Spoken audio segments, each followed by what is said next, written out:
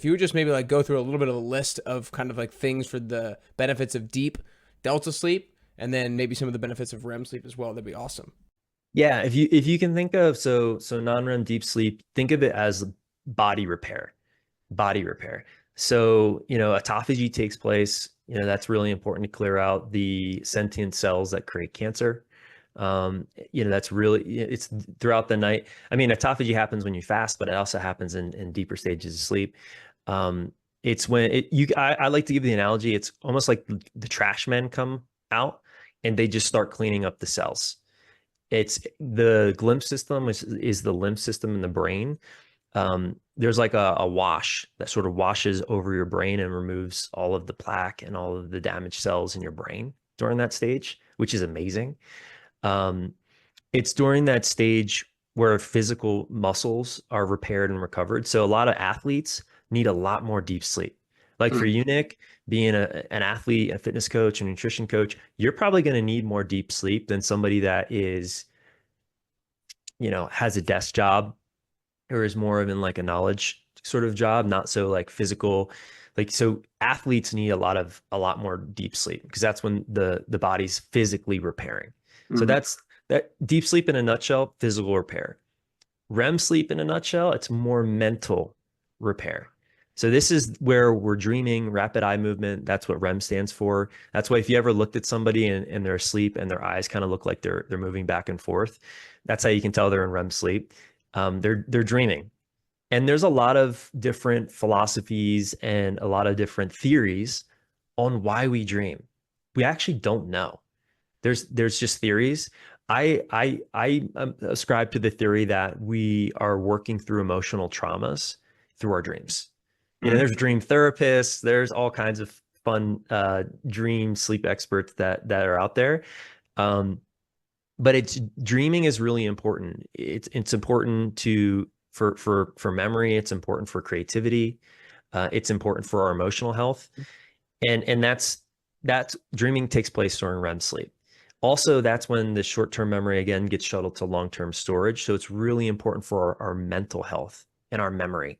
And there's a lot of studies that show that teenagers that have to wake up early because school starts early, it really affects their ability to learn and to remember.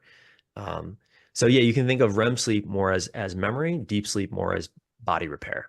Mm. Like you said, there's probably it's almost probably going to be impossible to ever exactly know the science of dreaming and why people dream certain things and everything like that. But is there any either speculation or science that you know of that some people seem to be able to very vividly remember their dreams? Like my fiance, for example, she can like always wake up and tell me exactly what she dreamt. I'm like, I might be able to give you bits and pieces and maybe a couple of the people that were in my dreams, but I can't give you very much at all. And is there any kind of science as to why somebody might be able to have vivid dreams that they can remember versus somebody who doesn't?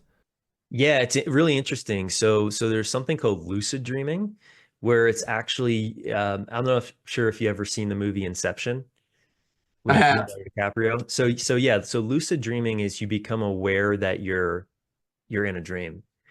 And there's a small percentage of the population that naturally lucids dreams. And I think there's also a percentage of the population that just naturally has a really good memory of their dreams. You can actually train yourself to remember your dreams. There's different things and techniques and tools. You can train yourself to lucid dream. You can also train yourself to remember your dreams. So Wow. it is some people just naturally do it. And then there are techniques and things that you can do to actually, if you're like, hey, like I really want to remember my dreams because I think they're interesting and that's just something you desire. You can train yourself to do it. But again, like there's certain people are just naturally, I don't know the reason why, but they naturally just remember their dreams very vividly. And obviously your fiance is one of them. Yeah. Um, so a dream journal is something that people have talked about that can help if you're somebody that doesn't remember your dreams and you want to, like dream journaling is a way of like as soon as you wake up you just there's all these different processes and things. I'm not an expert on this, so I'm not going to speak to it too much, but there's a lot of things you could do in order to like really dive into your dreams. Yeah, It's funny as you're saying that. I'm like, I'm not sure if I do want to remember my dreams or don't.